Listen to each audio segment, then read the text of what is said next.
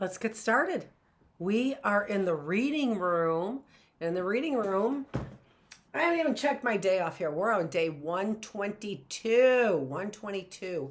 And in our reading room, we just read every once in a while. I'll put a couple comments in. Try not to do it too often. Chapter 15, Preparations for a Journey. Our kind old Dr. Klassen, who had decided so providentially that the child Heidi should be sent back to her grandfather, was walking slowly through the wide streets of Frankfurt towards Mr. Seisman's house one sunny afternoon in September. The day was so bright and beautiful that it seemed as if all the world must rejoice, but the doctor's eyes were fixed on the stones beneath his feet, and he did not once raise them toward the blue heavens. His face wore an expression of deep sadness, and his hair had grown white since the spring, for the doctor had lost his only daughter, a lovely girl who since her mother's death had been his most intimate companion. No wonder that the doctor's patients missed in their sick rooms the cheerfulness that had seemed unfailing.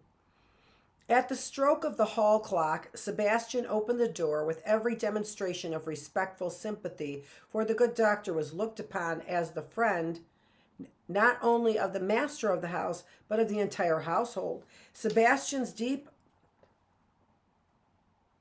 obeisance, however, as he followed the doctor upstairs, was naturally lost as an expression of good feeling, since the doctor possessed no eyes in the back of his head.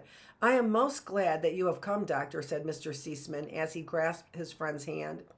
"I must talk to you again, and more about your decision concerning Clara. To me she seems very much better, and I cannot agree with you exactly.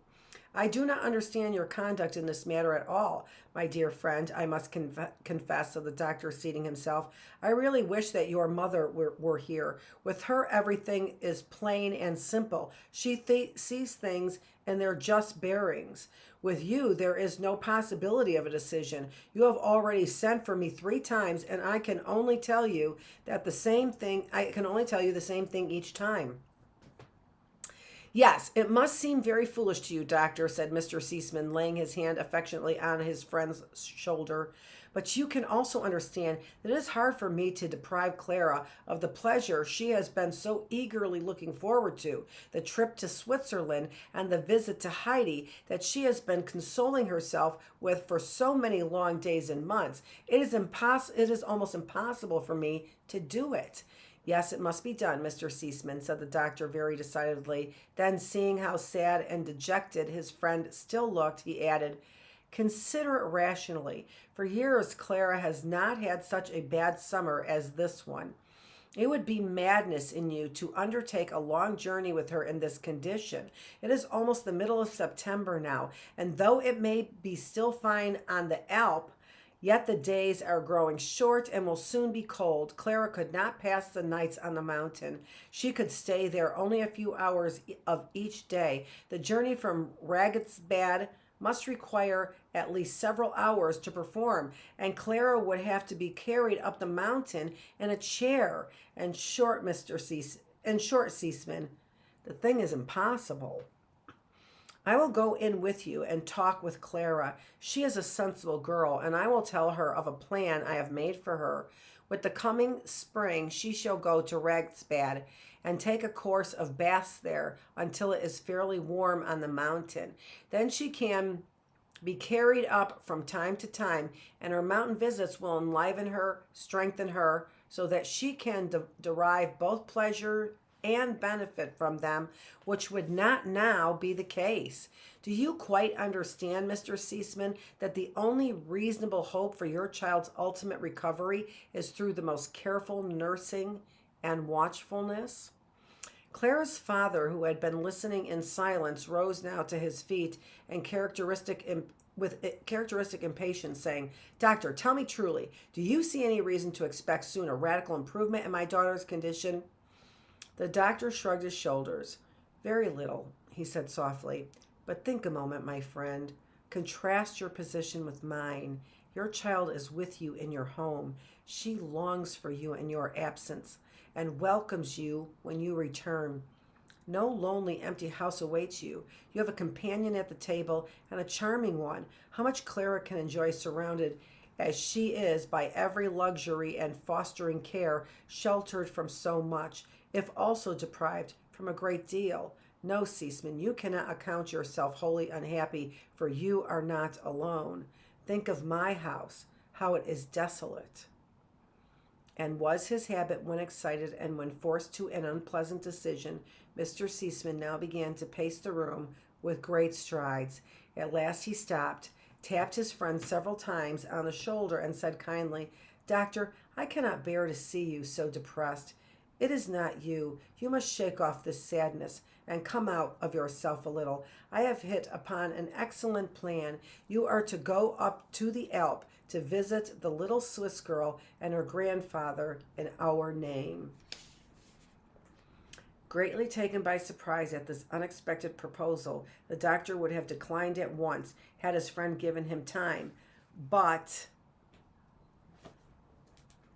the latter was so enchanted with the brilliant project that he seized the doctor's arm and almost forced him into the room where Clara was reclining. The sick girl had always a cordial welcome for her old friend and physician, who had whiled away many an hour for her with his cheerful jokes and pleasant stories. This she did not look for now, but would gladly have cheered his sadness had she known how. She held out her hand to him, and he placed himself near her. Her father went round to the other side of the chair and began at once upon the trip to Switzerland, which had been promised and from which Clara had anticipated so much pleasure. Now that must be given up. Her health was not equal to it at present, he said, and hastened, for he dreaded the coming tears, to introduce a diversion. How would it do for the doctor to go up in their stead? Was not that a good plan, a good change for their friend, if they could persuade him to do it? Clara choked down her tears, knowing well how the sight of them distressed her father, but she was almost overwhelmed with her sense of disappointment. To be called upon thus suddenly to relinquish all hope of the cherished Swiss journey and the pleasure of seeing Heidi, which had sustained her through long hours of pain, was indeed hard. She did not need to be told, however, that her father deprived her of this indulgence only because it would be to her injury, and she resolutely addressed herself to the sole resource which remained to her. Will you really go, dear Dr. Clausen? She said coaxingly, stroking the hand she had taken. Go to see Heidi and how they really live up there in the Alps, and to see her grandfather and Peter and the goats that I've heard so much about. And will you take Heidi all the presents that I have arranged to take with me? Won't you? I have something for the blind grandmother, too. If you will go, you dear doctor, I will promise to take all the cod liver oil you wish me to while you are away. We cannot be sure that this last argument was the determining one, but to this at least the doctor answered, If that is your promise, I will certainly go, Clara, for you would become as sound and firm as we wish you to be, Papa and I. Have you also arranged how soon I shall start? He asked, smiling. Tomorrow morning, if possible. Yes, she is right, added her father. The sun shines, the skies are blue. No time should be lost. Such days as these you ought to be spending on the Alp. The next step will be to find fault with me because I have not already started, said the doctor, laughing. And to prevent this misfortune, I will go off at once. But Clara detained him yet a little longer. She had many messages that she wished to send Heidi, and she begged him to take note of the interior of the hut, and in fact of everything that she had heard of again and again in her long talks with her little friend. She said the bundle of presents should be sent to the doctor at his house as soon as Miss Rottenmeier returned to pack them. Just now, indeed, she was out on one of her shopping expeditions that might last all day. Dr. Clausen assured his friends, who were very anxious to be rid of him, he said that he would carry out all their wishes. If he could not get off on the morrow, it should be the morrow. It should certainly be postponed only a day later, and as soon as he returned, he would hasten to give Clara an account of all he had seen and heard. The servants in a house have often a wonderful knack of finding out what is taking place in a family before they are supposed to know anything about it. But Sebastian and Annette must have possessed this faculty to a remarkable degree, for while Sebastian was conducting the doctor downstairs, Annette made her appearance in her mistress's room without being summoned. Take the box from the table over by the window, Annette, and fill it with cakes quite fresh, such as we have with our coffee, said Clara, pointing to a box that had been procured for this very purpose. The maid took the box contemptuously by the corner, swinging it as she left the room, and scarcely waiting till the door was closed to say, "This is worthwhile indeed," in her usual saucy style, for she knew for whom the fresh cakes were destined. Sebastian, too, as he conducted the doctor to the door, betrayed himself thus. "Will Dr. Classen be so good as to give a kind greeting from me to the little mamselle?" "Hallo, Sebastian," said the doctor, not unkindly. "How did you know that I was going up there, pray?" I hardly know now. Oh, yes, I remember. I was just accidentally passing through the dining room when I heard the name of the mamselle spoken by someone, and as it so often happens, one thought led to another, and so, yes, the more a man thinks, the more he finds out of what is going on. Is that it? Goodbye. I will take your message." Already the good doctor was hurrying through the doorway, where he met with a decided obstacle. A strong wind had arisen, which deterred for Dr. Classen, and she also drew back and marked politeness, meaning to make way for him to pass. But the wind had other intentions, and with a tremendous puff sent her, with all her sails extended at utmost, full against the physician. He drew back in time to prevent shipwreck, but the housekeeper was so near upon him that she had to fall off a little in order to make her curtsy. She was much disturbed by this untoward occurrence, but the wily doctor soon smoothed her ruffled temper with soft words. He confided to her that his project of going himself on the Swiss journey instead of Clara, and begged her to pack carefully the case of presents for him to take to the little Heidi, for no one could pack so nicely and firmly as Miss Rottenmeier. On this, doctor made his escape. Clara had been nerving herself for a contest with the housekeeper over the gifts to be sent off by the doctor, but to her surprise, that lady was complacence itself. The table was cleared at once, and the various packages arranged upon it, so that the best way to tie them up compactly could be seen before the work began. It was really a task of some difficulty, owing to the various sizes and shapes of the articles.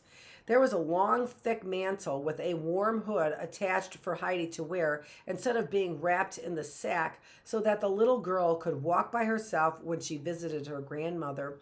Then came a thick, soft shawl for the blind woman to wrap about her in the cold weather, when the wind whistled so fiercely about the cottage.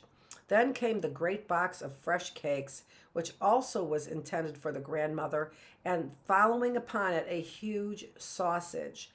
This Clara had at first intended solely for Peter's consumption, because he never had any change from the black bread and cheese, but she decided after further consideration to send it to his mother, lest Peter should make himself ill by eating it all at once. Then there was a bag of tobacco for the grandfather, who was so fond of smoking his pipe on the bench in front of the hut in the afternoon. After these came a quantity of mysterious packages of all sorts, which Clara had prepared to surprise and please her little friend. At last the great work was accomplished. Miss Rottenmeier stood a while, deeply sunk in admiration at her prowess as a packer. Clara looked at the bundle also, but her thoughts were far away, picturing the scene when the child should open it, and how she would spring into the air and shout for very joy. Then Sebastian was called, who swung the big bale upon his shoulder and carried it straight away to the doctor's house. Chapter 16, A Guest on the Elm. All right, that's it. We just did 3 days on. We are 4 days off. And so I will see you next week on Tuesday, 8:30 a.m. for our early bird classroom. Thanks so much for joining me. I really appreciate doing this with you guys. I just love it. Who knows how many of you guys are out there? I don't know. Nothing's right. We're on day 122. What a great story. The classic story, Heidi, by Johanna Spyri. Thanks for joining me.